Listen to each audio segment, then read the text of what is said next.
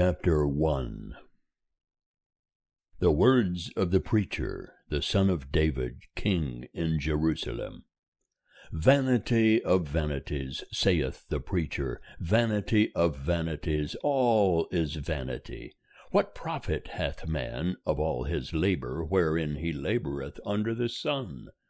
One generation goeth, and another generation cometh, but the earth abideth for ever. The sun also ariseth, and the sun goeth down, and hasteth to its place where it ariseth.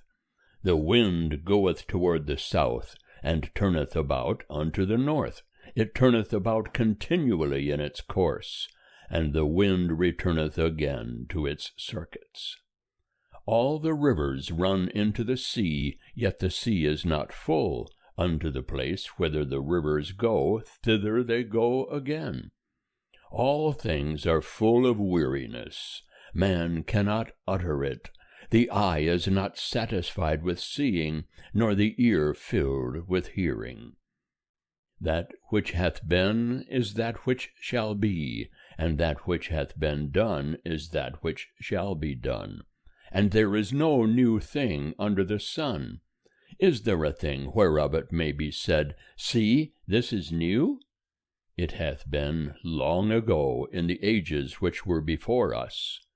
There is no remembrance of the former generations, neither shall there be any remembrance of the latter generations that are to come, among those that shall come after.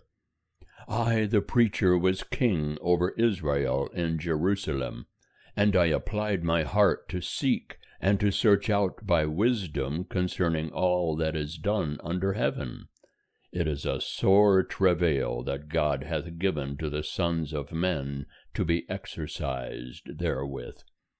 I have seen all the works that are done under the sun, and behold, all is vanity and a striving after wind. That which is crooked cannot be made straight, and that which is wanting cannot be numbered. I communed with mine own heart, saying, Lo, I have gotten me great wisdom above all that were before me in Jerusalem. Yea, my heart hath had great experience of wisdom and knowledge. And I applied my heart to know wisdom, and to know madness and folly. I perceived that this also was a striving after wind. For in much wisdom is much grief, and he that increaseth knowledge increaseth sorrow. End of chapter 1. Chapter 2. I said in my heart, Come now, I will prove thee with mirth. Therefore enjoy pleasure. And behold, this also was vanity. I said of laughter, It is mad, and of mirth, what doeth it? I searched in my heart how to cheer my flesh with wine, my heart yet guiding me with wisdom, and how to lay hold on folly, till I might see what it was good for the sons of men that they should do under heaven all the days of their life. I made me great works, I builded me houses, I planted me vineyards, I made me gardens and parks, and I planted trees in them of all kinds of fruit. I made me pools of water to water therefrom the forest where trees were reared. I bought menservants and maidservants, and had servants born in my house. Also I had great possessions of herds and flocks, above all that were before me in Jerusalem. I gathered me also silver and gold, and the treasure of kings and of the provinces. I gat me men singers and women singers, and the delights of the sons of men, musical instruments, and that of all sorts. So I was great, and increased more than all that were before me in Jerusalem. Also my wisdom remained with me, and whatsoever mine eyes desired I kept not from them. I withheld not my heart from any joy, for my heart rejoiced because of all my labor, and this was my portion from all my labor. Then I looked on all the works that my hands had wrought, and on the labor that I had labored to do, and behold, all was vanity and a striving after wind, and there was no profit under the sun. And I turned myself to behold wisdom and madness and folly. For what can the man do that cometh after the king? Even that which hath been done long ago. Then I saw that wisdom excelleth folly, as far as light excelleth darkness. The wise man's eyes are in his head, and the fool walketh in darkness. And yet I perceived that one event happeneth to them all. Then said I in my heart, As it happeneth to the fool, so will it happen even to me. And why was I then more wise? Then said I in my heart, that this also is vanity. For of the wise man, even as of the fool, there is no remembrance forever, seeing that in the days to come all will have been long forgotten. And how doth the wise man die, even as the fool? So I hated life, because the work that is wrought under the sun was grievous unto me. For all is vanity, and a striving after wind. And I hated all my labor, wherein I labored under the sun, seeing that I must leave it unto the man that shall be after me. And who knoweth whether he will be a wise man or a fool? Yet will he have rule over all my labor, wherein I have labored, and wherein I have showed myself wise under the sun. This also is vanity. Therefore I turned about to cause my heart to despair concerning all the labor wherein I had labored under the sun. For there is a man whose labor is with wisdom, and with knowledge, and with skillfulness. Yet to a man that hath not labored therein shall he leave it for his portion. This also is vanity, and a great evil. For what hath a man of all his labor, and of the striving of his heart, wherein he laboureth under the sun? For all his days are but sorrows, and his travail is grief. Yea, even in the night his heart taketh no rest. This also is vanity. There is nothing better for a man than that he should eat and drink, and make his soul enjoy good in his labor. This also I saw, that it is from the hand of God. For who can eat, or who can have enjoyment more than I?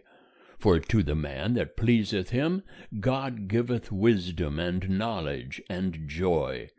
But to the sinner he giveth travail, to gather and to heap up, that he may give to him that pleaseth God. This also is vanity, and a striving after wind. End of chapter 2. Chapter 3. For everything there is a season, and a time for every purpose under heaven, a time to be born, and a time to die, a time to plant, and a time to pluck up that which is planted, a time to kill, and a time to heal, a time to break down, and a time to build up, a time to weep, and a time to laugh, a time to mourn, and a time to dance, a time to cast away stones, and a time to gather stones together, a time to embrace, and a time to refrain from embracing, a time to seek, and a time to lose, a time to keep, and a time to cast away, a time to rend, and a time to sow, a time to keep silence, and a time to speak, a time to love, and a time to hate, a time for war, and a time for peace. What profit hath he that worketh in that wherein he laboureth? I have seen the travail which God hath given to the sons of men to be exercised therewith. He hath made everything beautiful in its time. Also he hath set eternity in their heart, yet so that man cannot find out the work that God hath done from the beginning even to the end. I know that there is nothing better for them than to rejoice and to do good so long as they live, and also that every man should eat and drink and enjoy good in all his labor is the gift of God. I know that whatsoever God doeth, it shall be forever. Nothing can be put to it, nor anything taken from it. And God hath done it, that men should fear before him. That which is hath been long ago, and that which is to be hath long ago been. And God seeketh again that which is passed away. And moreover I saw under the sun in the place of justice that wickedness was there, and in the place of righteousness that wickedness was there. I said in my heart, God will judge the righteous and the wicked, for there is a time there for every purpose and for every work.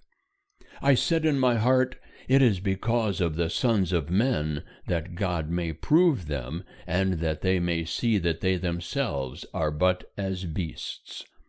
For that which befalleth the sons of men befalleth beasts. Even one thing befalleth them. As the one dieth, so dieth the other. Yea, they have all one breath, and man hath no preeminence above the beasts, for all is vanity. All go unto one place, all are of the dust, and all turn to dust again. Who knoweth the spirit of man, whether it goeth upward, and the spirit of the beast, whether it goeth downward to the earth? Wherefore I saw that there is nothing better than that a man should rejoice in his works. For that is his portion, for who shall bring him back to see what shall be after him? End of chapter 3. Chapter 4. Then I returned, and saw all the oppressions that are done under the sun. And behold, the tears of such as were oppressed, and they had no comforter. And on the side of their oppressors there was power, but they had no comforter. Wherefore I praised the dead that have been long dead more than the living that are yet alive. Yea, better than them both did I esteem him that hath not yet been, who hath not seen the evil work that is done under the sun. Then I saw all labor and every skillful work, that for this a man is envied of his neighbor. This also is vanity and a striving after wind. The fool foldeth his hands together, and eateth his own flesh. Better is a handful with quietness than 2 handfuls with labor and striving after wind. Then I returned and saw vanity under the sun. There is one that is alone, and he hath not a second. Yea, he hath neither son nor brother, yet is there no end of all his labor. Neither are his eyes satisfied with riches. For whom then, saith he, do I labor, and deprive my soul of good? This also is vanity, yea, it is a sore travail. 2 are better than 1, because they have a good reward for their labor. For if they fall, the one will lift up his fellow. But woe to him that is alone when he falleth, and hath not another to lift him up. Again, if 2 lie together, then they have warmth. But how can one be warm alone? And if a man prevail against him that is alone, 2 shall withstand him, and a 3-fold cord is not quickly broken. Better is a poor and wise youth than an old and foolish king, who knoweth not how to receive admonition any more.